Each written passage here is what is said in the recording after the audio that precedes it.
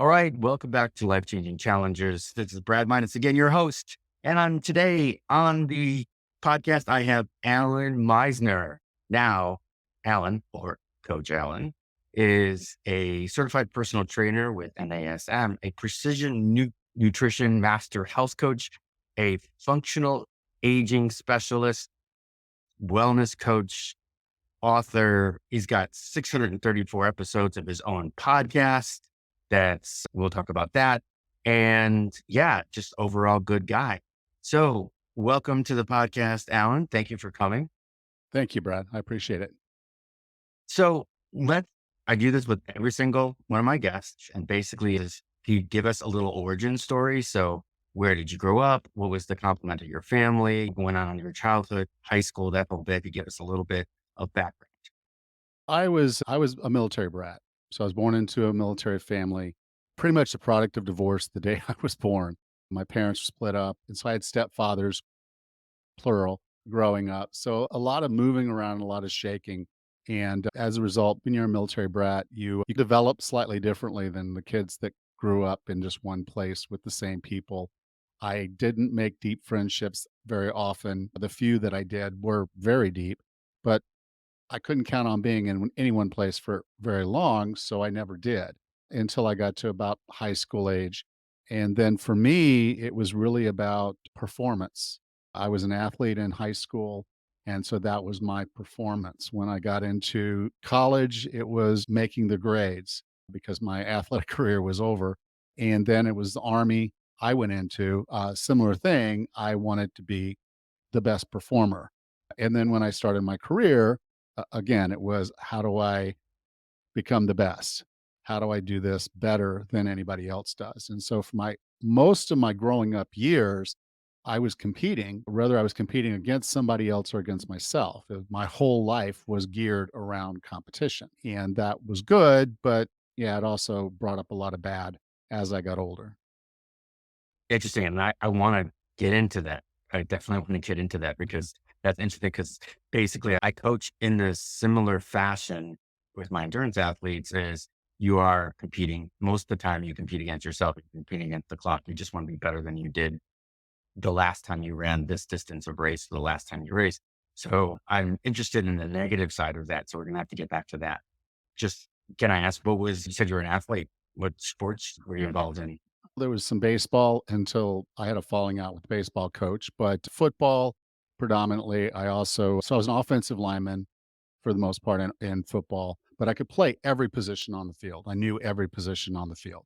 So the coach knew he could pull me in for any play, put me anywhere, and I could run and go with it. And that happened from time to time. And then I was track. I ran the 2 mile and I did shot put. So I'm right in the middle of with the little guys and in there with the big guys, and never really fit super well with any of them. Other than again, once I was put into a situation, I was going to do the best I possibly could. And I was also on the tennis team. Hmm. Well, So I not what wish. you normally see as an offensive lineman playing tennis, but there I am. Oh no, more power to you. But I got to tell you, as an offensive lineman, I would think that tennis is pretty good because of the lateral shuffling, the linear movement. So you're getting the best of both worlds. You're getting good footwork and the whole bit. It's had to help you somewhere in football. Did you find that? I was an athlete. That's plain and simple. As Okay. an offensive lineman, no, the running the 2 mile in track and playing tennis didn't help my football much because I couldn't put weight on. I was moving too much during the off season to really put on any mass. And so as a result, I was undersized, particularly as I got to my senior year. And so that's why I said my athletic career was over because I didn't fit the position going on to the next level of what you would want in an offensive lineman. I was roughly about 50 pounds too light. Understood. Yeah, definitely understood. So fast forward, you got a job. Did you go to the military right away, right out of college? I did 2 years. I did 2 years in college. I majored in physics because I wanted to be an astronaut. So I'm one of those weird people, all the dreams you have, like I wanted to be an astronaut. So when I went to college, I majored in physics because I was going to be an astronaut. But my sophomore year, the little thing happened called explosion of the shuttle, and they killed a civilian. Now, everybody's watching, and you've probably seen those plumes of smoke in the air when the shuttle blew up when it was taking off. Everybody else was looking at it thinking, "Oh, wow, look how big, how that looks." I'm thinking they just killed a civilian. This program is dead until they find every little piece and figure out how this happened and how it can never happen again. So that was my window. My astronaut window just closed. So I decided to join the army myself. I majored in infantry. So I spent 2 years basically doing a lot of fitness stuff and learning how to kill people. That was my job title. And I was with a Ranger unit. So again, some of the most competitive athletic people in the military. And I was in that group. I know if I re-upped, they probably would have sent me to Ranger school, but I didn't go Ranger. But I went through 2 years of that raising basically it was raise money for college, and when I went back, I decided to major in accounting. Had never had an accounting class. All I really knew was it wasn't what I had been doing for 2 years, and it was totally different, and I was gonna make a go of it. It turned out I was really good at accounting. Who knew? And it turned out to be a really good move for me. So I got a master's degree in accounting, passed the CPA exam, and started working in the field. I had a 25-year career working in audit field and was really good at my job. And so I made vice president before I was 39 in a Fortune 500 company and was C-suite at board meetings and doing all the things that I thought we were supposed to do. Hmm. And I was very successful, but the problem was I wasn't successful anywhere else. I had toxic relationships, I had very poor health, I was way overweight, and almost no fitness level at all. All I was really doing was just working, and I was really good at it, but 16 to 20-hour days every day, 6 days a week. It just and traveling as much as I did, 'cause, I at that point in my career, I was traveling about 90%. And Hmm. for anyone that hasn't done traveling and doesn't understand what those percentages means, it means I was home about 1 weekend per month, and that's it. So, a lot of traveling, a lot of time in hotels, a lot of time in hotel bars, eating whatever the bar food was, just wasn't taking care of myself. And it became clear to me at that point that I needed to do something. So I made a decision. I was going to fix myself. Uh, I took a vacation, which I hadn't done in 3 years. I bought the timeshare just because I knew if I bought it, I would show up. So that was the kind of the first step in my change model was make yourself do the things that you're supposed to do. But I still went through 8 years of not really accomplishing anything except increasing my income. I wasn't any healthier. I wasn't any more fit. I wasn't any better off. I was still that terrible guy that I didn't like anymore. And so that was where I found myself. And then it really all hit a cusp. My daughter was 20 and she had just gotten her level 1 CrossFit coach cert and she was doing these CrossFit competitions and these mud runs. We were talking on the phone and I know this is a southern thing, but she said, "Daddy, I want you to come watch me do this competition." And it was like a punch in the gut. I'm not supposed to be watching my daughter do things. I'm supposed to be a participant. I'm not a spectator. And so that was a first real big hit where I got outside of myself of why I wanted to do these things and why I wanted to be healthier and why I wanted to be more fit. And so that was the first kick. And I just sat back and asked myself, why am I not able to do this? I've done all these other hard things. Why am I not able to fix my health and fitness? And then it occurred to me every other time I'd been successful, every other time I'd had something great happen in my life, I had always committed to it. I was always 100% in. There was no failure. There was no way out. There was in doing the work to get what I wanted.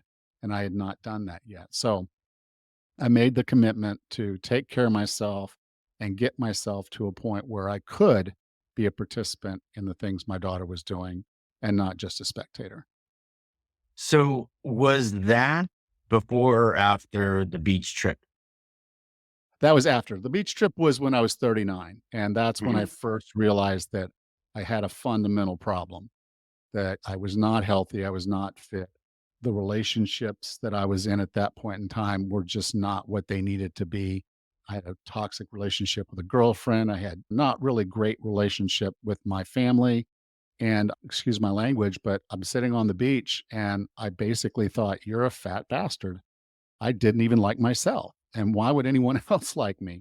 And so it was really that moment that I started, but I still wasn't doing the things. I still wasn't changing my behaviors, my lifestyle.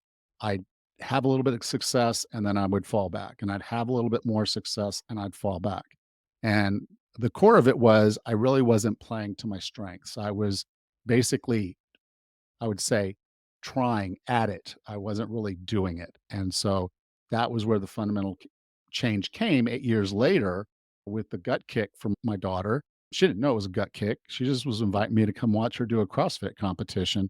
And of course, yes, I did go watch her do the CrossFit competition, but it was a kick in the teeth for me to realize I am not the man I want to be. My daughter is right where I was at her age, an athlete, pushing herself, doing really well. And I wasn't. And I'm like, I've got to get back, not necessarily back to my 20s, but back to a point where I can feel comfortable and confident that I'm going to live a good, long, healthy life. And I'm going to be involved with my family and I'm going to be able to help my family versus the other way around. So what was your first step? So you're 47, you just got done watching this thing, watching your daughter compete in CrossFit, and you figured out that, hey, I need to make a commitment. What is Yeah. your first step? I made the commitment. And then what I did is I signed up for a Warrior Dash and got some folks together and we all did that. Now, Warrior Dash, if you're not familiar with it, basically a 5K race. It's in the mud, so it's not like running on the street. It's a little bit harder than that. And there's some obstacles. Now, the cool thing about a Warrior Dash is it's a very friendly mud run.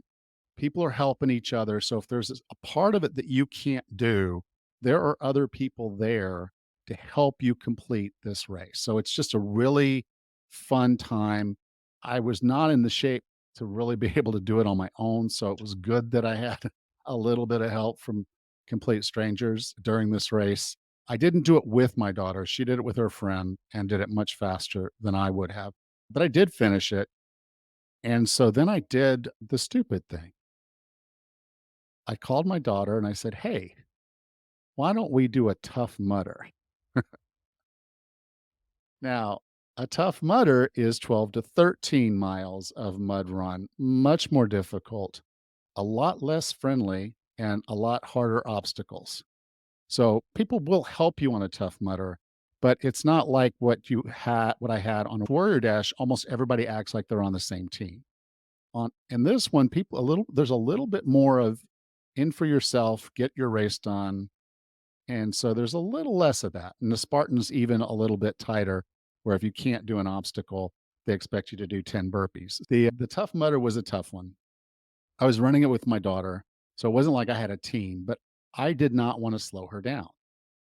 And at the time we signed up for it around March, the one I signed up for was around Tampa. So be it. And I bought our plane tickets, bought our tickets to the event, and I realized that I needed to lose a significant amount of weight. I needed to improve my strength, particularly my grip strength, and I needed to do that in about 8 months. And so that was the fire that I lit under my butt to be in the gym every day, to be eating the foods that I needed to eat, to not be drinking the alcohol that I had been drinking, and to get myself in some form of shape to be able to do this. And the change was quite phenomenal. I managed to lose 66 pounds of fat. I put on 11 pounds of muscle. Now, I was still traveling and doing everything else that I had been doing. So I couldn't hire a coach. I really couldn't hire anybody. I was looking around for resources. At the time, there was nobody was talking about fitness over 40. If there was a book, it was about stretching. It was about the most strenuous thing they figured people over the age of 40 needed to do was stretch. And there were no podcasts and there were no online coaches. I found online coaches for bodybuilding prep, for show, like doing your poses.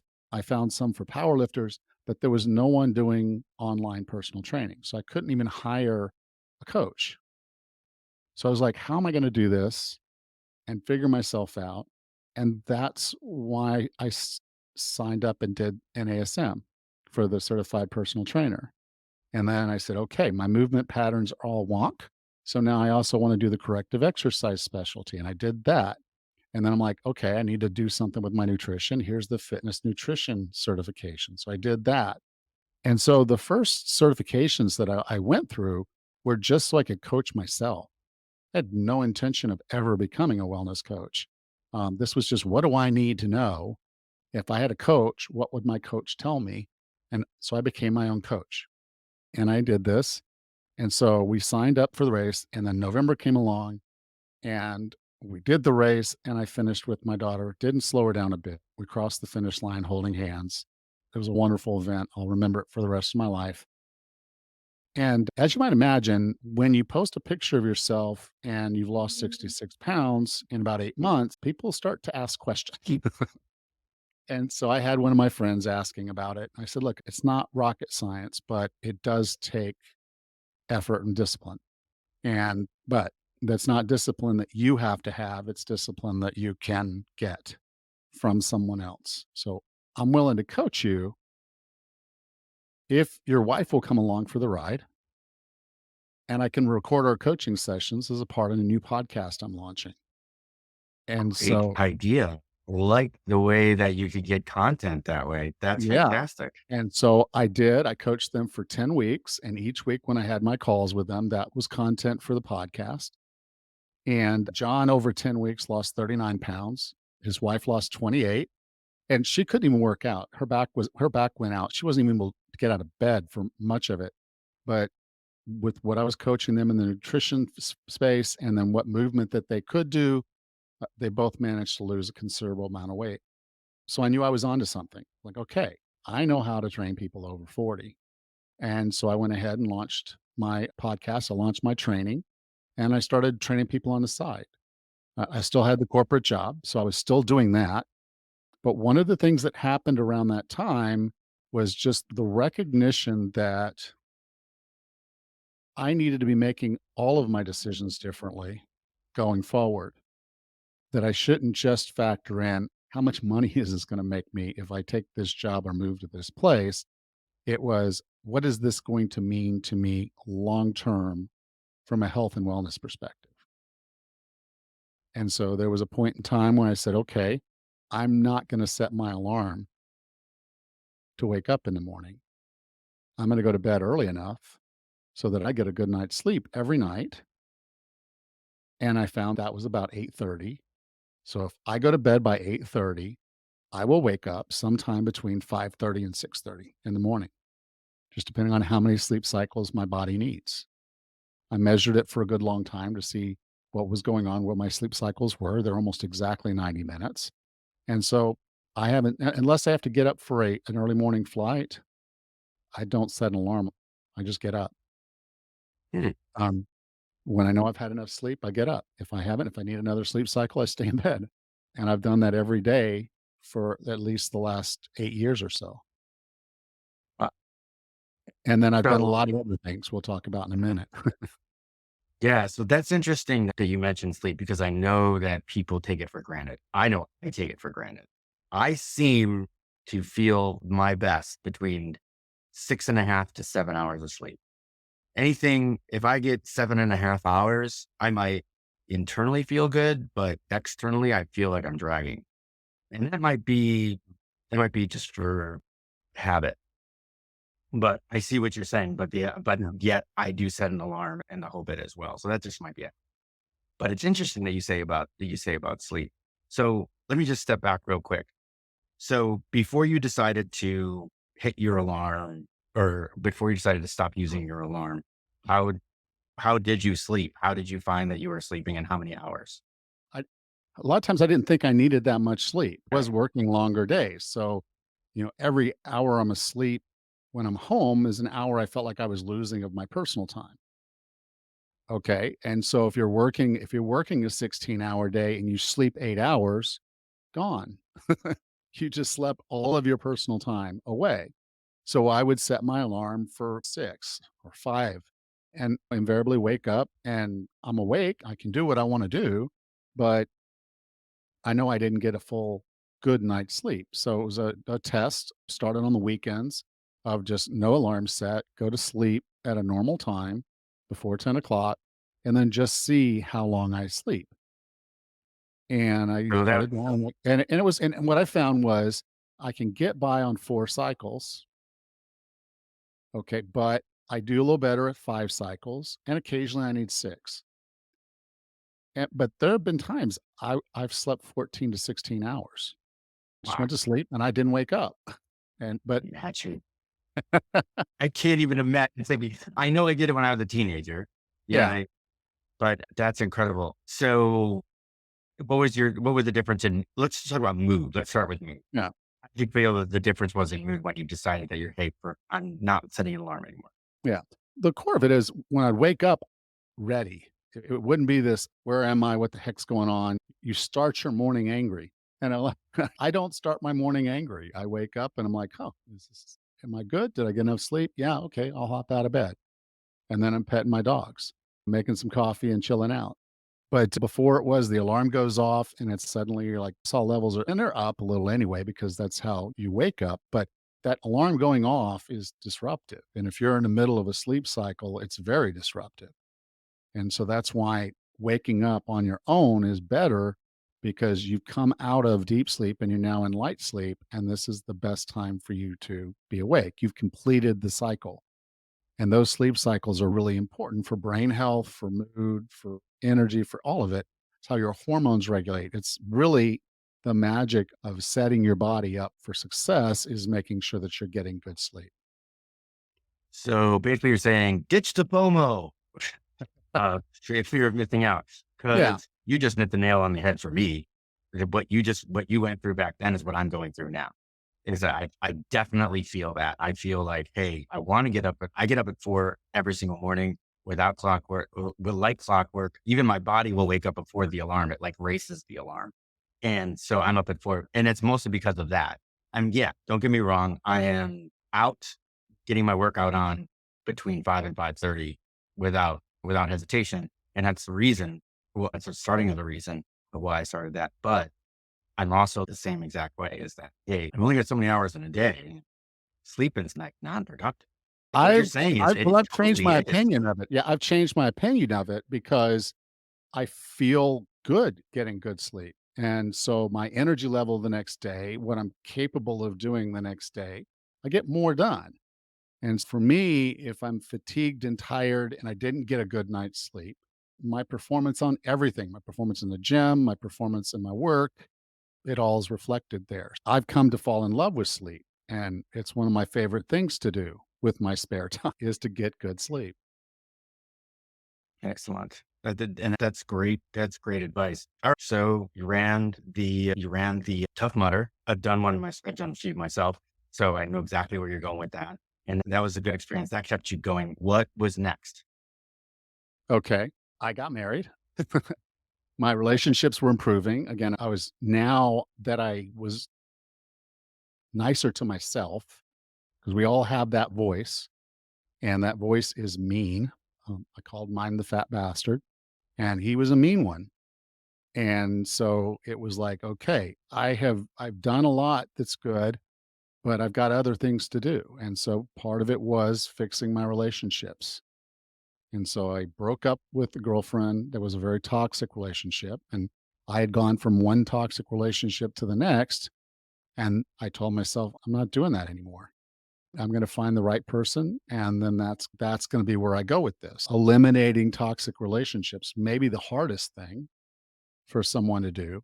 I think I did one more thing that was a little harder, but yeah, I just ended those relationships. I said, I'm done with them and I'm not going to do this anymore. And as soon as I started looking out for myself and I wasn't interested in looking for the next relationship, I found one. And so say I've been single for 17 years. I hadn't been in a super, super committed relationship other than, yeah, and living with a girl or this, that. But those relationships were just putrid. They were terrible. And so I didn't get anything from them. That was what was the worst part of it was they were so one-sided that and I didn't care. I was working so much, I was doing so much, I didn't care. And that's the worst way to be when you're in a relationship that you could literally just say, I don't actually care anymore. And so I ended them, and I just decided I'm not chasing people that need to be chased. And so I stopped. And that, again, put me in the right place to find the right person. So that changed. And then, yeah, got married. And again, working my career, doing my thing, everything was clicking. Things were starting to look better. But I still had this very stressful job. That's right. That was my question. Okay, so you're still an accountant at this point. Yes, I say accountant, but let me explain what my job was. I was internal audit. And so an internal auditor works inside of a company to make sure that the people in the company are doing the things they're supposed to do. Also, if someone does something they're not supposed to do, i.e., take money, I do the investigations. So that's interrogations and all that kind of stuff. So I had a reputation at the company of being the guy everybody hated the most. I was the most hated man in the company, and it wasn't even close. Literally everybody in the company hated me. And one, being the most hated person in the company, and then also the fact that if I missed something, I would be the one to get blamed. So if somebody did something they weren't supposed to do, it would come up in a board meeting. Hey, Alan, why didn't you catch this? So there's only one other person in the company I think that had more responsibility for the company than me, and that's the CEO. If anything went wrong, it was gonna come down to me, and it could end my career. So that was my everyday existence was nobody liking me, no one wanting me around. I'm doing the fraud investigations. And then there's this little thing on top of it of working for a corporation that seemed to really enjoy layoffs. So every year, right around Thanksgiving, I would get word that I needed to let a few people go. And I had to figure out how to let them know the first week of December that they would no longer be employed with the company as of the last week of December every year for 3 years. In fact, I was so stressed out at one point, I put my name on the list and was told I couldn't be on the list. But the next year, yeah, I did that. And then the next year rolled around and they decided to just go ahead and outsource the whole department. Now, I had already started stepping out the door because I was doing the online coaching and I was enjoying that so much more than my day job. I had a 5-year plan. The Hmm. problem was we were only 2 years into it. So when they told me in September that my job was coming to an end and I needed to let everybody go, I went home and told my wife what was going on. I said, "Oh, and I'm not going back to corporate. I hate those people. I do not want to be sitting in a boardroom where we're talking about head count, we're talking about span of control, when I know this is not just 3 people. This guy, his kids got drug problems. This woman, we gave her a promotion in February, so she just bought a house. And here's another woman that's having problems with her kids, custody problems with her kids. And I know these people personally. I have to then go in and tell them it's not you, it's the company. It's got to let 3 people go. And so it was extremely stressful those years. And then again, I told my, again, making the decision, what is best for me, not my career, not some goal of what I want to be when I grow up. This is like really what is the best decision for my well being. And it was not to go back to corporate. So I said, I'm going to make a go of this. I'm going to make a go of being a full time coach and see where it takes me. And it's taken me to a lot of places. We had a beautiful house on the beach in Pensacola. And every year rolling around from June to November is this thing called hurricane season. And Right, right. whenever hurricane manages to get into the Gulf of Mexico, particularly around the September timeframe, it's nothing good. Nothing good is going to come of that at all, especially in Pensacola Beach. We had this beautiful house and we were paying buku dollars to own it. My wife and I were sitting there one night and we just decided, hey, we could move to the Caribbean, lower our costs, and live a lot more frugally with a lot less stress. Hmm. And so we started exploring places to go. And one of the places I recommended was Bocas del Toro. It's an archipelago off the coast of Panama. And it's a Caribbean island that does not get hurricanes. Which So has we, got to be a we're, lot better than where you were, right? So yes. not So having to we worry about put the the house, hurricanes. right. We put the house on the market and we sold all our stuff. And so that other big dream, everybody says, I'm just going to sell everything and just live in a shack on a Caribbean island. We did that. Standing. And so, So, I've always been a person though. I've always been a person. So you look all the way back to, I wanted to be an astronaut. So what did I major in college? Physics, of all things.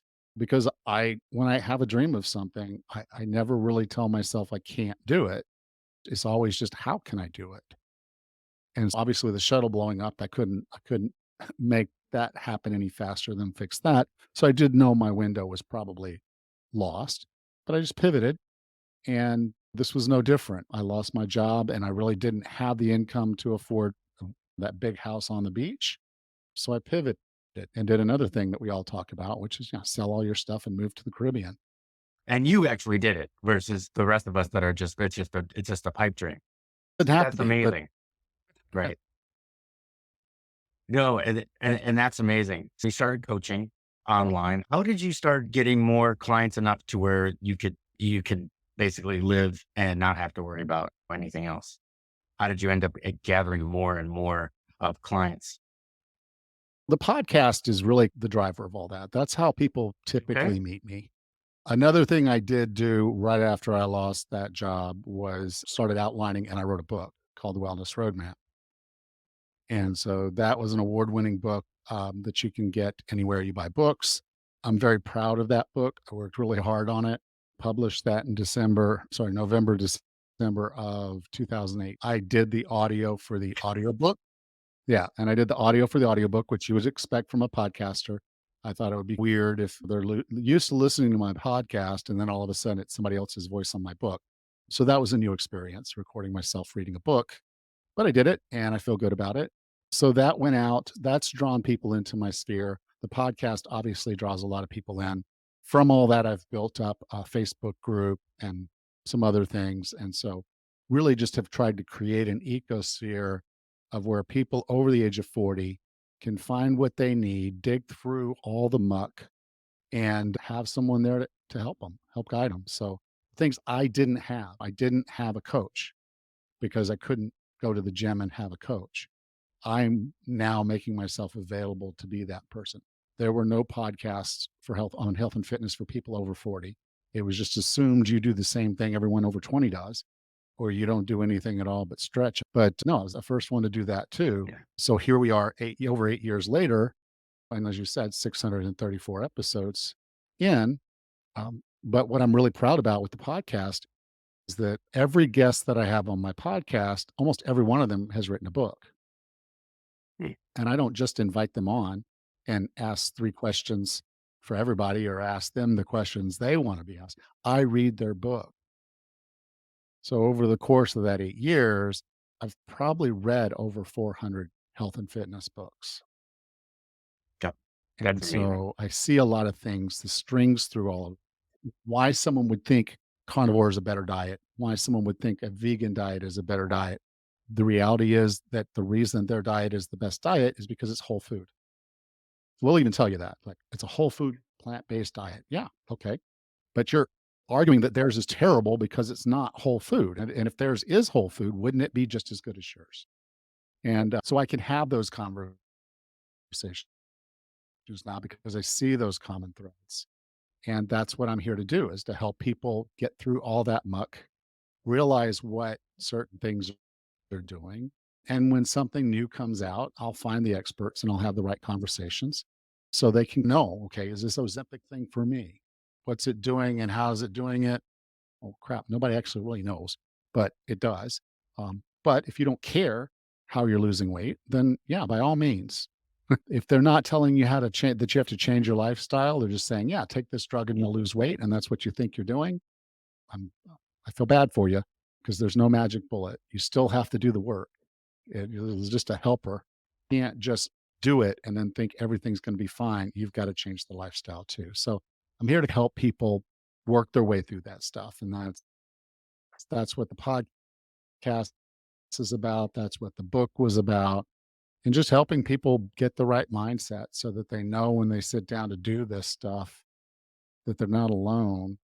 Other people have been on this and they can learn from them. And so I try to help them do that. Excellent. And that's a perfect way to segue into, let's call it lessons learned, takeaways, whatever you want to call it. I usually use takeaways in the show notes. So we'll see that. So you first started, your biggest thing was number one was commitment, right? Yes. Yes. So commitment is where you take your why, a deep emotional why. And that was my relationship with my daughter and how I saw my life going forward. And it has to be emotional. If you just go in there and say, we'll lose 25 pounds, why? Why is that emotional? Why do you care? You can look a little better. You might feel a little bit better, but why do you feel that's what you need to do? You got to have a deep, compelling why. Mine was my relationship with my daughter. I have 3 moments in her life that were really special that I'll remember for the rest of my life. The first one was the day she was born, and she wrapped her hand around my pinky. The second one is walking her down the aisle last year, and I know in my heart if I had not done what I did, I probably wouldn't have been here to do that. And then the third was holding her hand as we crossed the finish line at that Tough Mudder. It completely changed our relationship. It changed the way I look at my life and the way we live. And so, that's it. It always has to start with that. And your vision might be different. Mine started as a Tough Mudder, but now I look at it and say, okay, who am I now as a 58-year-old man? Can I go do a Tough Mudder? Yeah, I can train for one and go do one again if I want. I don't know what my grandkids are going to be doing. And so there, two of our two daughters got married this last year. So there probably will be grandkids coming up soon. I want to be able to get on the floor and play with them. I want to be able to keep up with them when they go to the zoo. And we didn't have Tough Mudders growing up, but they have them now. So I don't even know what they're going to have in 15, 20 years from now. But I'm going to be the crazy 80-year-old doing that stuff because it's with my grandkids. So So having a absolutely. vision, having a compelling why, you only live once. You get to decide how that life goes. And if you decide you want to be sick and frail, then that's still a decision. The decision to not do the things you need to do. Start training to be that person. I call that fit for task. I want to be able to open my own pickle jars when I'm older. I want to be able to wipe my own butt when I'm older. And I want to be able to get on the ground and play with my grandkids when I'm older. And so all of that you have to take into account. Are you doing the things necessary today to make sure you're the person you need to be a year from now, 10 years from now, 50 years from now?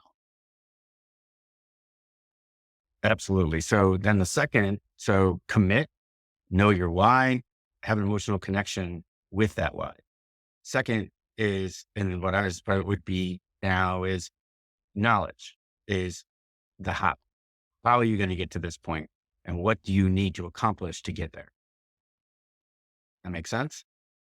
So I didn't have some of the advantages we have today. After COVID, you can't Right. go online without finding an online coach. But when I was looking, there was nothing. There was no one there to help me. So I had to go the long course. I had to go and figure this all out myself. You don't have to do that. There are people available to come help you. And one of the cool things is if you start looking at what motivation is not this magic power that just shows up when you need it, or maybe not show up when you need it, or goes away. It is, you have to do something first. So the easiest and quickest way to get yourself motivated is to hire a coach. Because if you hire a coach, the coach is going to be there to hold you accountable, not making the same mistakes over and over. But the core reason you want a coach is they're giving you that accountability. And that accountability will lead to motivation. And so the do is hiring a coach.